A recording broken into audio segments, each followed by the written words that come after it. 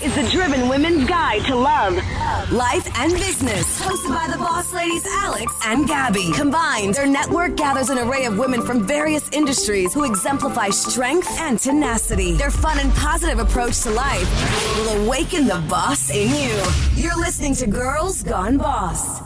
Astrid Bavaresco is a Venezuelan-Colombian former reality TV personality, entrepreneur, and therapist. She appeared on season 1 and 2 of E! Entertainment's Wags Miami. She is also a swimsuit designer and co-owner of Hera Swim. She has an associate degree in occupational therapy, a bachelor's degree in health science, and a master's degree in speech-language pathology and communication disorders. Astrid has a strong passion for helping women and children and stands behind causes like autism, mental health, and women empowerment. She is also an advocate for Venezuelan human rights and peaceful protests. Welcome, Astrid. Welcome, girl. Hey, Astrid. Hi. Thank you. Thank you for having me. I feel like I know you already. That's I feel amazing. like I've known you for years. Right? Yeah. That's it's the all through power of- Bibi I to know. kind of explain it to the listeners. So she's like best friends with Bibi and we're all friends with Bibi. So you guys took a really cool trip together for your birthday, like 2 years ago, right? Yes, we did. We went to Cartagena, Colombia, and that was a lot of fun. I love traveling for my birthday. My birthday is also coming up and I'm going back to Colombia. That's awesome. And it was just a girls trip, correct? Yeah, I love doing girls trips. It's so much fun. That's my favorite too. I mean, I love vacations in a sense. Oh, yes. Vacations are always like a great time, but they're just different, you know? It's very different between a girl's Of trip and a course. vacation. And for me particularly, I don't like taking a lot of girlfriends in one trip. Like, I think 2 to 3 is max. Oh no, I could do a squad. I could pull What? up squatted. Yeah, I mean, it She depends. had a lot of people on her I- You're like a Yeah. girl. You're a girl's girl, huh? I am a girl's. And I mean, as long as like the vibe is good, the energy is good, like we're good. The more the merrier. Well, I met you through Sarah Kiba's women's dinner the other day. And we technically were like, hey, girl, you should be on the podcast. Okay, me too. I'll be there. I Boom, know. boom, I'm boom, like, boom. she is Boom. on it. I was like, she is on it, but I like that. I love women that get shit done. Yes. Am I allowed to curse Yes. on here? I'm like, oops. Yes, you are. Because sometimes I have a little bit of a potty mouth, but No worries. Um, No, but I saw that you were connected with Bibi, but I thought that you had just met that day. No, And then Baby she's like- and I went to the same elementary school. We were neighbors. Went to the same middle school. She's been like one of my Besties. she's been. We love her around here. I know she's awesome. She's a great soul. She is. So tell us about you growing up young Astrid. Tell us about her. Young Astrid grew up in Venezuela. I was born in Caracas, which is the capital. It was very, very different than the way I see children grow up here. Very outdoorsy. You know, in the back of my house, we had all kind of stuff going on. Like my father would put me on his shoulder and with a machete, we'd go out and get corn. It was so much fun. I had all kinds of trees in my backyard and I had all kinds of animals. I had like chicks and chickens and all kinds of stuff. So it was definitely very different than just being stuck like watching TV here. yeah, I mean, and not that all parents do that, but just in general, when I did come to America, I was like, hey, can we like Go play outside? I used to always have my little hopscotch thing and I'd be like done with my homework and be like, hey, mom, gotta go. Gonna run down the block to the neighbor's house. And then all the kids would meet. We'd go to the park. It was just like very different. But I moved to the U.S. when I was second grade. That would make you like around 6, 7. Okay. So I did. We moved to America. And How was that? Was that shocking? luckily for me, my parents kind of knew that was going to be like the end goal was to make it to America. So I did go to a bilingual school. So I had a little like kickstart when it came to the language. So I don't think English was a big barrier. But yeah, just being like the new girl in school and all that stuff, I think. And then my name was Astrid and all the kids were like, what is an Astrid? And I was like, but other than that, it was great. I loved it. I loved my elementary school and my teachers made it like a really, really easy transition. And as a little girl, did you kind of already have some interests in mind of what you wanted to do? When I was little in Venezuela, I did a lot of commercials, like TV commercials. I was always into dance, and I really loved all of that. And then I came to this school, and I went to Gilbert Porter Elementary, and it was all about NASA, and I thought I wanted to be an astronaut. And I thought it would be the coolest thing for me to be like Astrid the astronaut. That would be cool. So for a really long time, I was really into science and into the whole spaceship and astronaut and the planet. So that's what I really thought I was going to do. I was going to be Astrid the astronaut. Wow. That is cute. That is Astrid really the cute. astronaut. And then when did you start to kind of evolve into really what you wanted to do, or it took some time? Yeah, it took some time. I had an injury when I was around 18, I believe. I don't even remember how old I was, but I had an injury in which I fractured my pelvis. Oh, wow. Yeah, so that was really tragic, but I fell at a club and I fell from the second floor to the first floor. No way. It was a whole... Here in Miami? Here in Miami, in the Grove, actually. And to make a long story short, I fractured my pelvis and I ended up, just bedbound. After I had, where my fracture was, they couldn't cast it. They couldn't surgery. They couldn't do anything. I just kind of had to lay in bed for months and let it heal. And then from there, I went to a wheelchair and then crutches and then eventually therapy. And I think that was like my first introduction to the therapy world. Wow, Astrid, I had no idea. That's insane. Yeah, crazy. At that point, how old were you? I was 18, 19. Wow. So how long was your recovery? I was bedbound for like about 4 to 5 months. So yeah, I mean, crazy. And that's during where you're that like, really, time, there wasn't social media, or like, what were you doing?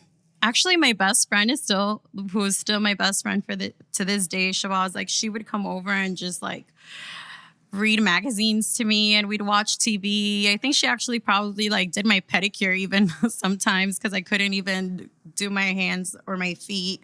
And, as terrible as it is, I had, luckily my parents, my mom would make sure that whenever I went to the bathroom, she'd clean me up. I couldn't get up to go to the bathroom. So grateful for them. Do you think that was like a turning point in your early life? I mean, because you were rather so young. Yeah, I think it was a big eye opener to a lot of things, including like friends and who you have around. When you're stuck bedbound, you're really not the fun girl. So not a lot of my friends came to visit during the time, or people I considered to be my friends. But like they say, what doesn't kill you makes you stronger. I really rose from it. I let go of people that I knew weren't my friends. I focused my energy on opening my eyes to this whole therapeutic world, because it got to a point that when the doctor was like, oh, there's nothing we could do for your hip, so many things cross your mind when you're laying on that bed. You're like, am I ever going to be able to walk again? Like, how does this, what happens from here, So I think that was like a big eye opener for me, and as to what I wanted to do with my life career-wise. Right, because then it introduced you to some of these therapists that probably made a difference for you, right? Of course, yeah. And how did you use that to kind of like spark that interest in that field? So, physical therapy wasn't really too much for me, but I did, at the place where I would do my physical therapy, there was an occupational therapist, and that really was interesting to me. So I actually took that route. I was like, I want to do occupational therapy. Then when I started working with an occupational therapist, it was pediatrics. So it was more children. And then from there, I saw how they would work with speech pathologists. And I was like, oh my gosh, wait, I don't want to be an occupational therapist anymore. I want to be a speech pathologist. And then speech pathologists work with behavioral therapists. It's just like a whole team effort to, like the progress of the patient. And so I figured that speech was going to be for me. I love speaking. I love communicating. I'm a very emotional person. I'm a Cancer. So also from very young in life, I had to figure out how to communicate and express myself appropriately, because I was just such an impulsive and like emotional driven person. So I was like, you know what? Speech is really my thing. And okay, just for our listeners, what is exactly a speech pathologist? So a speech language pathologist is a professional that specializes in evaluating, diagnosing, and treating communication disorders, cognitive communication disorders, voice disorders, and swallowing disorders.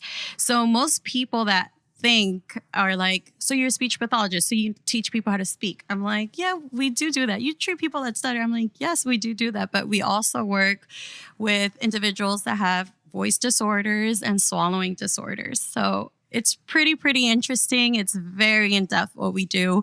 And when I got into it, I didn't think grad school was going to be as challenging as it was. What do you have to get? What kind of degree do you have to get to be a speech pathologist? So it's a master's. Oh, okay. It's a master's degree in speech language. It wouldn't be an undergrad only? No. Oh. So I have my associates in occupational therapy. I have a bachelor's in health science, and I have a master's in speech language pathology. So it is a lot of school. And after you're done, you have pretty much... it's almost like a year of a clinical fellowship that you have to do after. So I think when I first got into it, I didn't put all those things into perspective. I didn't know I was going to be in school for that long. And then, once I was in too deep. Right. You couldn't go back. You couldn't go back. I'm like, that's it. This is what I said I'm going to do. And this is what I'm doing. And how long was that? Like, okay, getting all of those degrees, how many years is that? Probably took me about 9. What? Yeah. Oh my God. The average person, it takes them probably around 8. But, along the way, I launched a business and then I took on reality TV, and it definitely... Which I love that about your career, because you were able to juggle different interests and passion points, but still your core has always been therapy, which I found it very interesting. Yeah. So I'm actually very grateful for my boss, because I've been working for her for years, and she was kind of like the one person other than my mother that I was like scared to run things by. I'm like, how do I tell Laura that now I'm going to do a reality TV show and that I might not be coming to work for a little bit, but I don't want to lose my job. It's just like maybe less hours. And her and her husband were just so supportive. They've always been so supportive on everything I've wanted to do. I think deep inside, they know that I'm really passionate. I do well with my kids and I love it, but I am young and other things do call my attention. And sometimes you just need to get it out of your system, Right. And how old are the kids that you typically work with? They range between 18 months, and I think my oldest one right now is probably 14. Oh, wow. So it's a wide range. Yeah. And do you ever work with adults? I did, which is, I love working with adults. I did my last internship at a skilled nursing facility, and it was mostly with adults and dysphagia, which is like swallowing disorders. And that was like one of my favorite. How do you like help someone with a swallowing disorder, for example? Like, what are the steps that you do in order to help them swallow correctly? Yeah, it's modify their diets, what they're eating, making sure you refer them to the appropriate testing. Some of them, need to have like swallow tests. It's a lot that goes into it. And it's not just teaching them how to swallow correctly, because, we do teach them techniques, but just making sure that they're consuming the adequate consistencies and that allow you to swallow easier, right? Oh, okay. I didn't even know there was like certain diet to help you know how to swallow. I didn't know that either. I didn't know there was that issue. I didn't even know that existed. Oh, it's so interesting. Yeah. If you're in the nursing home, so many people, have to deal with it. And a lot of the patients and they have to swallow pills. If they don't, if they're aspirating, they could die. So it's actually, and they have to swallow pills, so it's a lot that goes into it. We also work with patients that have trachs and all that stuff. So, I mean, it's really, really. But I feel like your energy is like so sweet and calm that like, I could see you working with people really well, especially people that need your help and can't probably communicate that well, right? Yes. And it's a lot of patience, I feel like I am understanding and I have the patience for my patients. And when I'm at work, when I'm out of work, I do not have the patience because I'm like, okay, I have a low bullshit tolerance, buddy. Like, it's completely different when I'm outside of work than when I am at work. Which I love that. I feel like all of us women, especially the ones listening, and we have that versatility that we can be like super professional at work, but then we let loose with our girls, or like we don't take shit from like whoever. But it's great that you have that versatility. And guys, when you guys see her, she's gorgeous. She dresses like to the nines. Like you wouldn't think that she's a speech pathologist, right? Which is like the number one thing. I'm like, you can be both. You can be everything. You can be sexy, anything. And educated. Yeah. And, sometimes obviously I show up to work and I'm like, okay, maybe like, let me take it down a notch because my parents are going to be like, whoa. But, that's a beautiful thing, just because you want to be a professional doesn't mean you have to give up sexy or you don't have to give up fierce. You don't have to give up who you are. I find it's so rewarding when I go to work, and that just fuels a completely different side of me than my sexiness and my fierceness. And, it's just kind of like little parts that make me. Exactly. And which is important too, because you said that, okay, let's start from the beginning of WAGS. You get the call from WAGS, right? You're already a therapist working in your field. I wasn't a therapist Not yet. I was in grad school, and I get the call from my best friend, Claudia San Pedro, and she was like, "Hey, girl." I'm like, "Hey, what's up?" She's like, "Do you want to go on a reality show?" And I'm like, "Oh, yeah. I mean, what?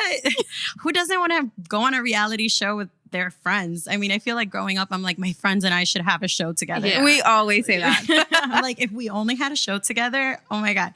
So I was like, yeah, I mean, what is this show about? There was already a WAGS LA.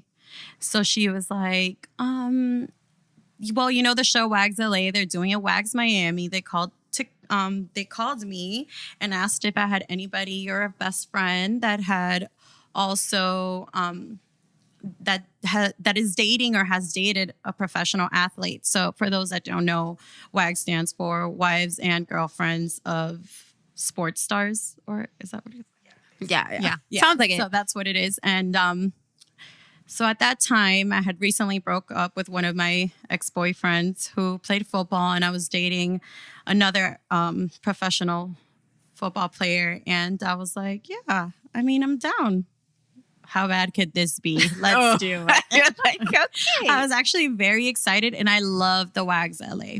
I'm actually a really big fan of a couple of girls on WAGS LA. So I was like, yeah, let's do this. And how many seasons did you end up doing? We did 2. Okay, but tell us about the experience. Yeah. Because I think, that also was a big part of like your, evolution as a woman. Yeah, it was. The beginning was all fun, and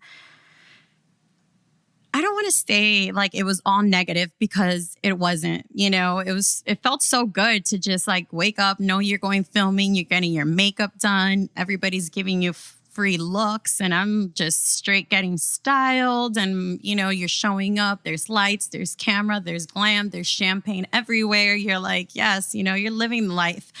But then you start getting to like the ugly side of reality TV, in which, you want to portray who you are, and you want to just honestly put out there like the best version of you.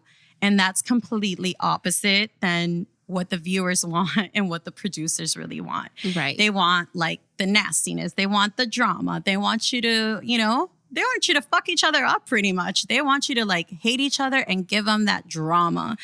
And I think it got to that point, and it did. It got nasty. It got really nasty. I had never suffered of like any sort of mental health, any kind of issue. And I felt like for the first time in my life, I experienced like a panic attack. And I was in Croatia on a trip, and we're filming, and I'm just like, I remember Claudia didn't make it to that trip, but I didn't know what an anxiety attack was. I never even thought that I was having an anxiety attack. I thought I was having a heart attack. I was like, That's what it feels like. Yeah. I was like, this is I lost it. And during that little period of time that I had my panic attack, like, I don't clearly remember what I said, what happened, nothing. The only thing I remember is like the aftermath of me just like running to my room, calling Claudia and just like losing it, crying and just saying like, I want to go home. I'm here by myself. Like, I got set up again. I almost got killed out here. And I have nobody that genuinely has my back, you know? And after that, I did give season 2 a try. I think it was also like I had a contract and it was just like too much of an issue for me to like pull away. And I felt like I could really like control everything. I was like, you know what? Well, you think that the second time around, you're going to be smarter about it, I'm like, right? I'm so smart. Right. I'm smarter than this. I'm a pro now. They got me season 1. Now the joke is on them. Like, now I know how this works. Exactly. No. Once again, the joke was on me. And I ended up kind of like in the same predicament, same situations. But what was it? It was just mainly like you felt attacked. Like it was kind of like cattiness, the pettiness and cattiness. So I feel like it was just like very divided in a sense. I felt like, you know, a lot of the cast members just had it out for Claudia, and she's my best friend. And I am the type of friend, I'm very loyal. And I feel like I took a lot of, you know, like hits and stuff just because of the drama they had with her. I wasn't okay with them talking shit about her in front of me. You were protecting her. Yeah, I wasn't okay with it. And then, you know, it became like, since she wasn't around anymore for them to attack her, then I felt like it was now projected to you. Yeah, to me. And yeah, after that, I knew, I was like, you know what, I can't do this any longer just because it was putting me in such a bad place. And there's like some girls on WAGs that I am still friends with, you know, and I think they're great, great people. And it was just ruining all of that. It was ruining our chemistry. It was ruining our friendship. It was ruining like some of their lives. And I'm like, this is not even... And you're such a girl's girl that you want to empower girls. Like it was really going against everything that you believed in. Yeah. So, I mean, when I first, it was just completely going against everything I believed in. And I think I said this at Sarah's dinner.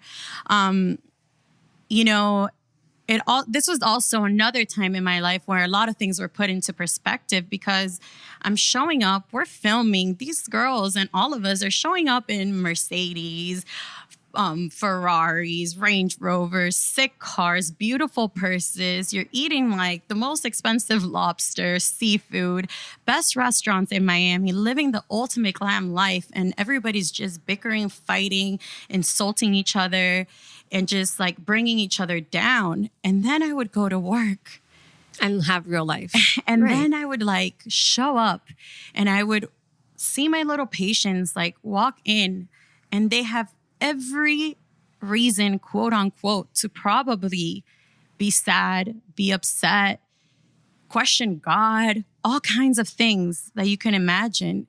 And they just have a smile on their face and they're so happy to see you. And they're like just living and so full of life that I was like, all right, you know, something's this is not fulfilling. This is not what's up. It's not cool. Like, we have every reason to be happy and we're not. I really love what I do. This is, you know, these kids are giving me life, and this reality show is like taking energy and life away from me. How was the feedback from the viewers though? Did you happen to have like a lot of hate and bullying, or was it more like a positive, like people have your back?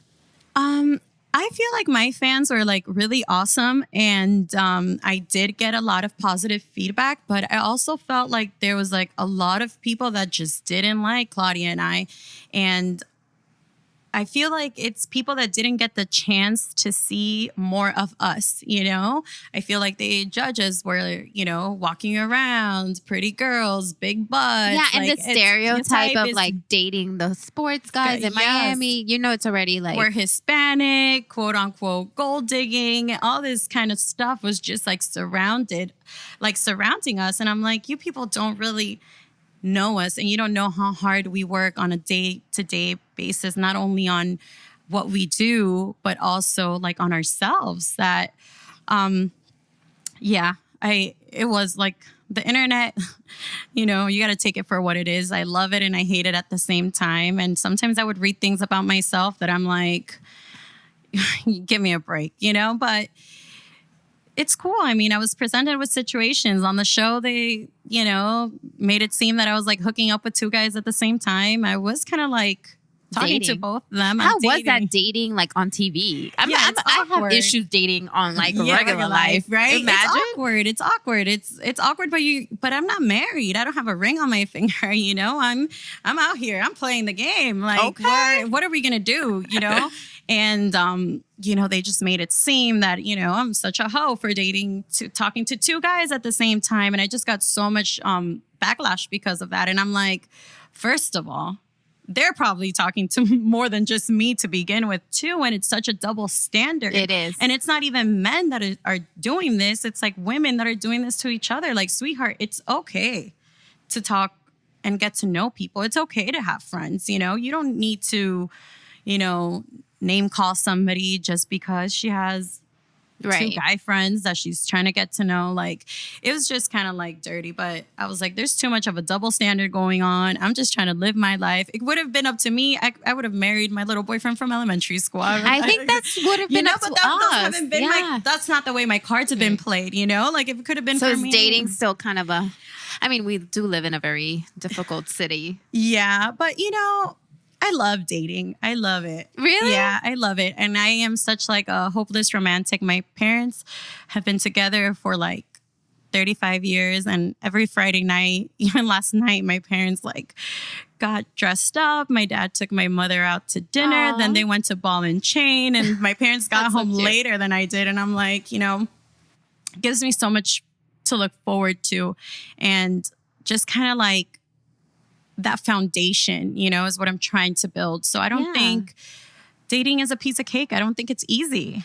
But you know what's hard? I went on a date the other day. The hard part is when you don't connect. And it's like, I feel bad to like, oh, no, okay, I don't feel bad if we don't connect. We ain't connect. I know, but like you just don't talk to them ever again, right? Like you just friend zone them. Oh, she's a pro at this. Yeah, you friend zoned. Okay, but then do you go on dates like a lot? Because it's good to practice, right? It's good to practice. No, I honestly, it's so funny because I feel like once I like one guy, I like to stick to that one thing, So yeah, like I'll just stick to one guy for like a long period of time until I'm like, okay, this is not working out. Thank you. So you focus on that one guy. Yeah. Okay. So then I'm like, okay, thank you, next. And then, but I don't like to like, I'll talk to one guy, two guys, but if I'm really like having a good connection with one guy and we're vibing, I like to see him often. And I just don't, my schedule is so busy. I don't like to just like juggle a bunch of guys. We don't have time to be like. I don't have time for all that. I don't have time for like a Monday, Wednesday, and Friday guy. Yeah, like we don't. I want that one guy to be my Monday, Wednesday, and Friday guy. So Wags, what were the big takeaways? Because I feel like in our lives, we always go through something and we have to like, rise and then take away something with us. Yeah. So I think the biggest takeaway. Are we talking about like flipping that negative energy that you were feeling? Like there was like you flipped it and you were like, this is no longer going to serve me. What's a positive thing that came out of it?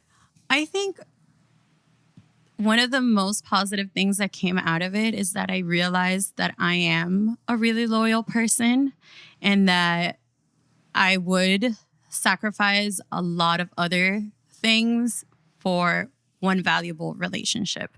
So I do believe in quality over quantity. I don't want to be cool with everybody. I want to have like that one solid friendship. I want to have like that one solid relationship. So I think, Wags taught me that it is okay to, turn away from the crowd, to just be solid to what you believe in. Yeah. And also like building yourself and becoming solid. It's like you attract the right people too. Right. Like we were talking at the dinner, like all of us were on the same vibration, Yeah. And it's so important to be and in you that. feel it and you feel it.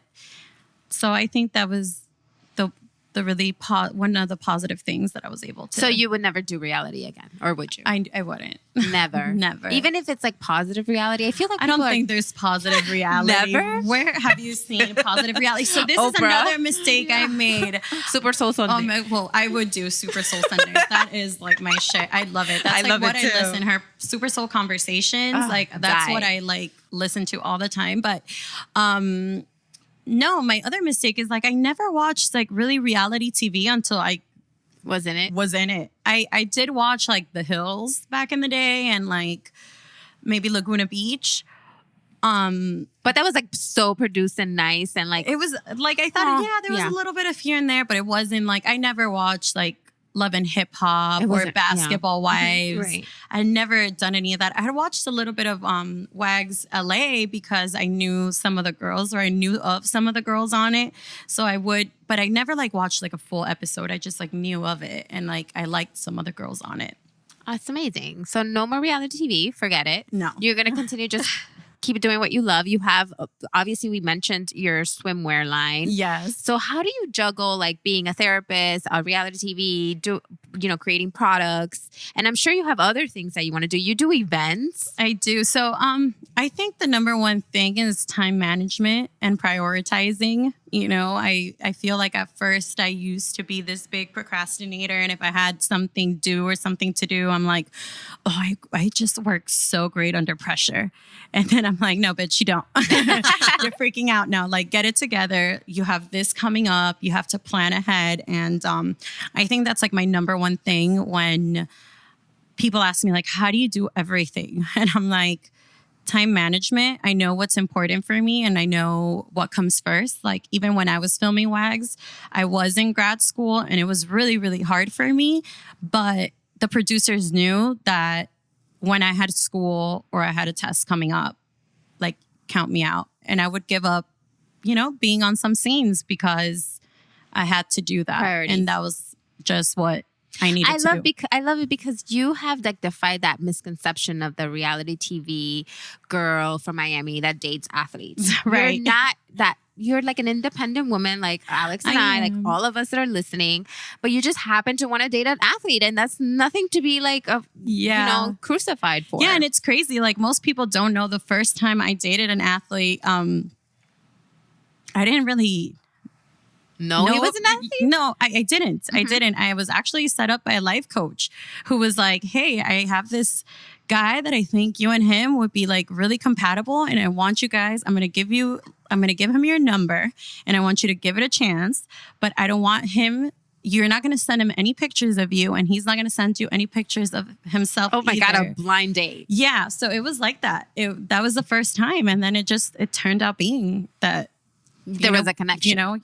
There was a connection and then we actually met in person. He flew down to Miami and then I just had like a little freaking huge teddy bear.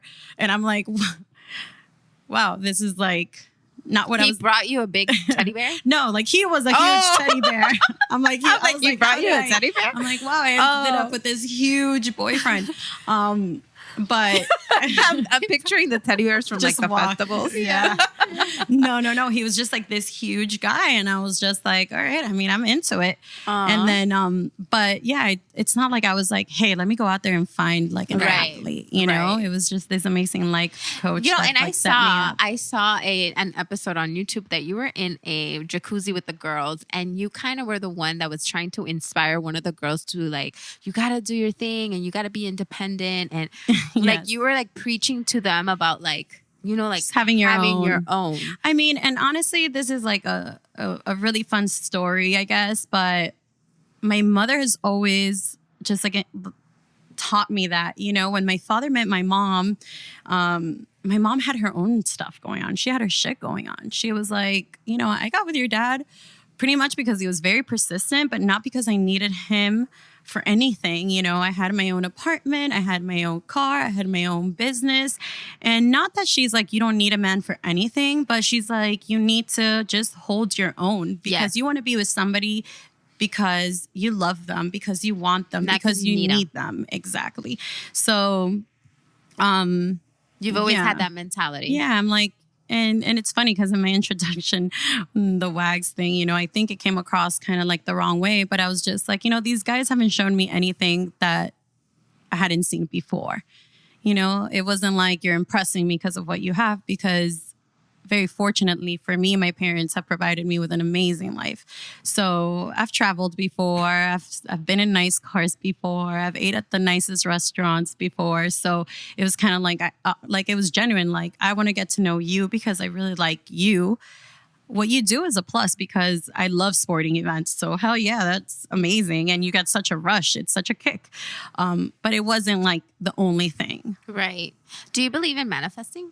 I do believe in manifesting, but I also think that in order for you to like manifest, you can't just like put the thoughts out there and not put in the work.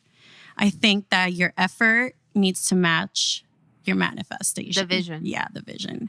So I'm like, if you want to manifest this, you have to, you know, make short-term goals and step your way to that big. Because I'm going to tell you, I did a list where I'm trying to manifest my ideal man, right? But the shit is like 90 things. And the people at work are laughing at me like, bitch, you crazy. And I'm like, I'm not that crazy because I really believe in it. Like, I believe in like writing things down and like, obviously I'm not going to get all 90 things. Let's be real. Yeah. But the guy that I put in my list is pretty dope. I'm like, damn, I hope we meet him. Yeah, he's out there, girl. He's out there. I see it. But do you think that vision. We should do a list or not? Is that too much? I do a mental list. I know that there's some things that I want for sure. There's some things that I know that I like need my man to have. There's some things that I'm okay with him not having, I guess. There's some things that I guess I can tolerate, you know, but I mean, I don't like write it down. Like, he has to be tall. He has to be dark. He has to have light eyes. He has to have muscles. He has to have money. Like mine's like specific, like, okay, I don't want him to be on social media, but if he is, it needs to be for his business, and he's only like promoting business, not like freaking taking selfies and DMing bitches. That's my specific thing. One thing. That's just one thing out of the 90. Yeah, you see, like one thing that I literally like need my man to be your man to have is family oriented. Exactly. I need him to love his mother. I want to know that you have a good relationship with your mom. Well, yeah. And if you have a social media and hey, every once in a while you're posting about how much your mom loves you, then I like you.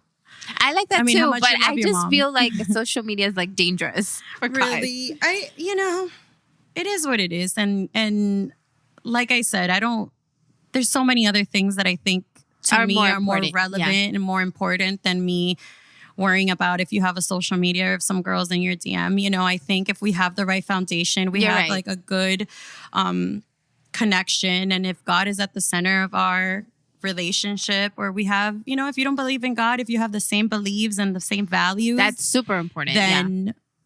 Then social media wouldn't even be an issue. Yeah, you know? Exactly. So I think there's other things that I put more value on. Yeah. That's just one of my specifics. That's how specific I get in my list. But I think that obviously you're supposed there's to priorities. Get specific, though. Yeah, of course. Like, so that there's no way of anything else getting in there. Yeah, exactly. If that's exactly what you're looking for, then you need to like. Yeah, that's one of like the things that I do value. Obviously, the priorities would be like family. You know, him being like, you know, conscious about like, you know, wellness and which is another thing that people are like, oh, I don't understand why you've dated athletes. Like, what's so? And I'm like, you know, people like just put titles on everybody, and you know, I have dated athletes, but they don't see beyond what an athlete is. Like, these athletes live like a very disciplined life.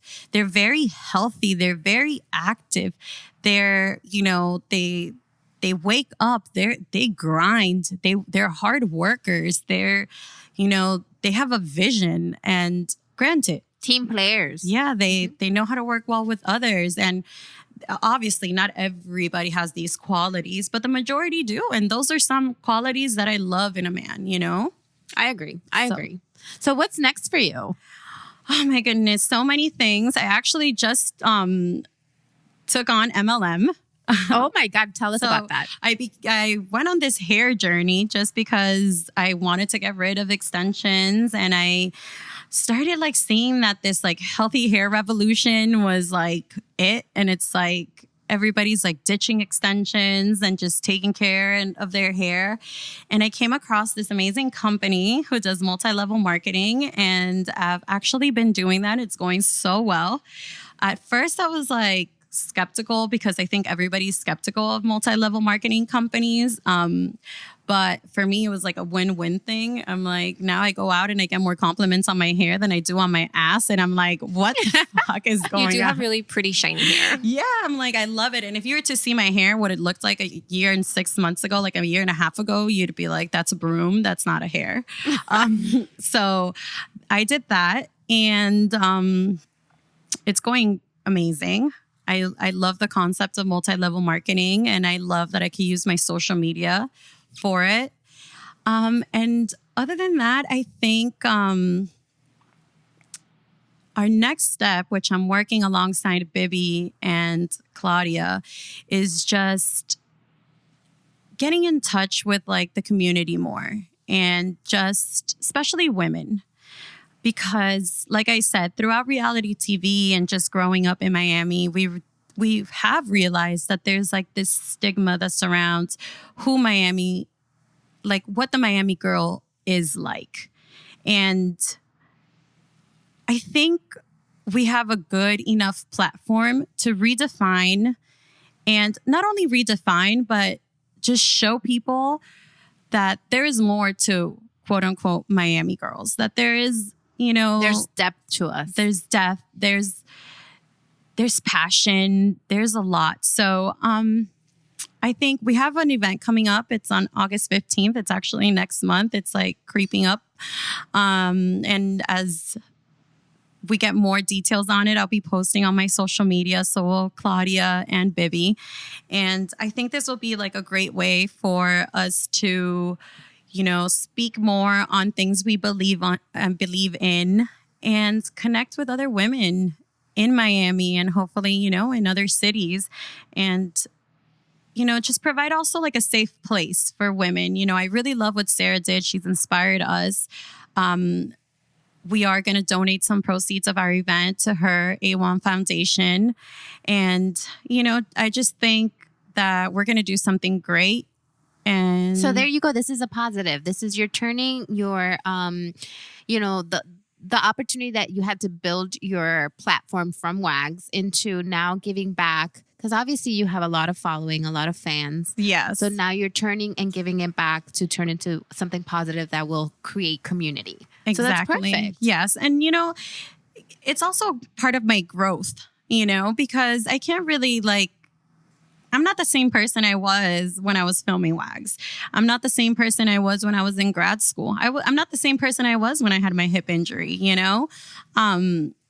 There's always been like certain cores, and I always say this, like I'm very grateful for my parents because they provided such like a stable home and like just showed me so much love always. So I've always had like a big heart.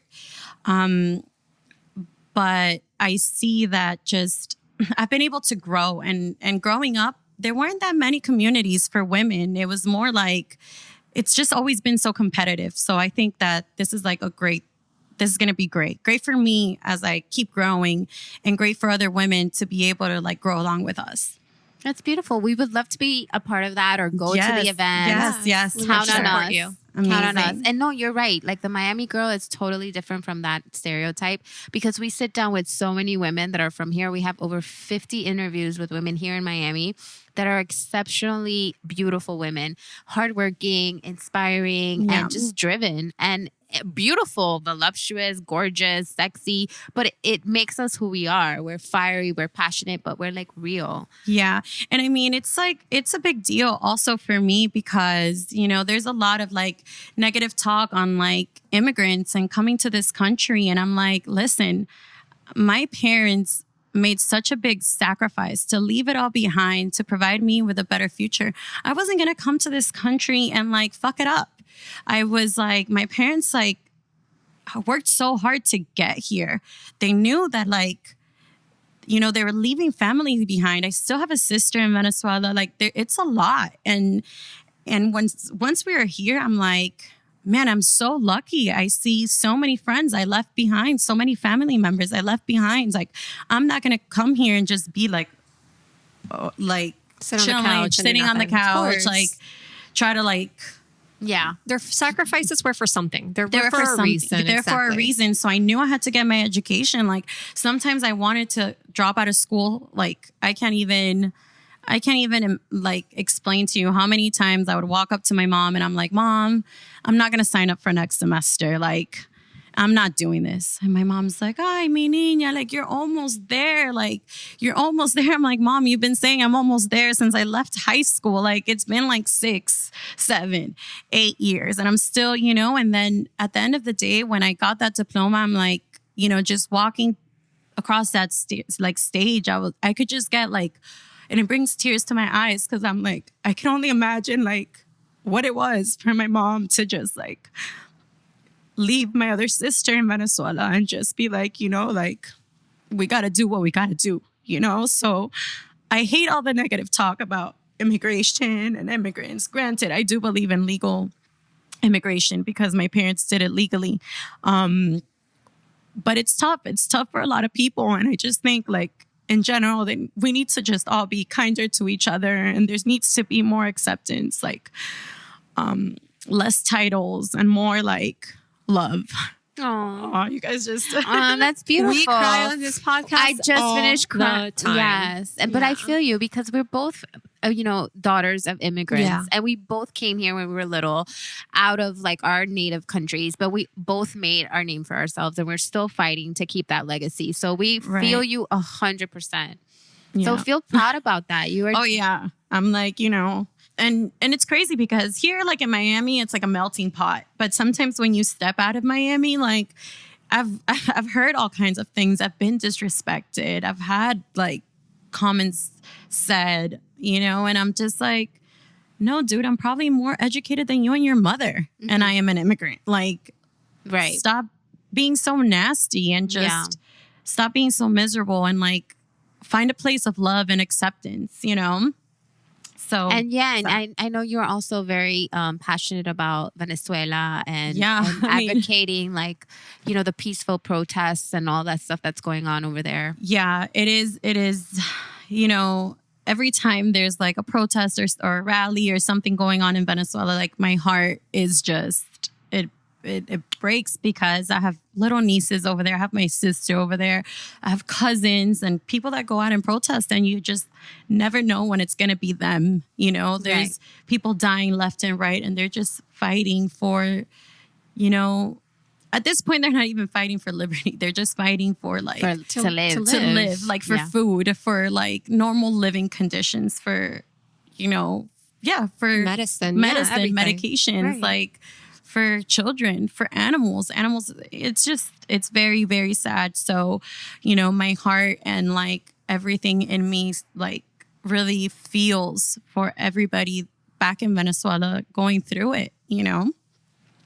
So that's another thing that I'm very passionate about. No, I could see it. And I think that, you know, you're a ray of sunshine in everything that you do. And we hope that you get all the things that you want, including that wonderful man that you want to manifest.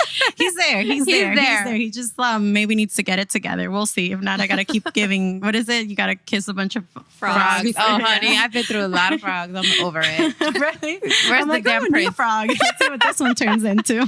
Where can people reach you if they want to, like, you know, get, you know, some advice? Or just I'm actually very active with my followers on social media. I always write back. If you have any questions, I get a lot of questions about grad school, people interested in speech pathology. You can always reach me at Astrid Bavaresco. That's my handle for everything. Twitter, we'll put Facebook. it on your description. Yeah, too. It's not easy to spell, so let's type it below or above, I don't know, somewhere. Oh, thank you so much, ladies. Didn't mean to like. No, we loved it because you got real. Don't worry. I'm like, damn, and just to wrap it up, do you have any advice for those girls listening right now that are coming up? Yes. Don't listen to anybody. Follow your heart. And I know it sounds cliche and people are like, yeah, I'm sure. But anything you really do set your mind to, you can like make it happen. You just have to manifest and put the work to manifest your vision. Hard work, sometimes I tell people work in silence, let success make the noise, don't be the type of person that's like, oh, I want to do this. And then you're posting about it. And then it's like, oh, fuck, it didn't come through. Oops, I'm going to try another venture. No, work hard, work in silence, and let the success talk. Yeah. Amazing. That's great advice. Great advice. Mm-hmm.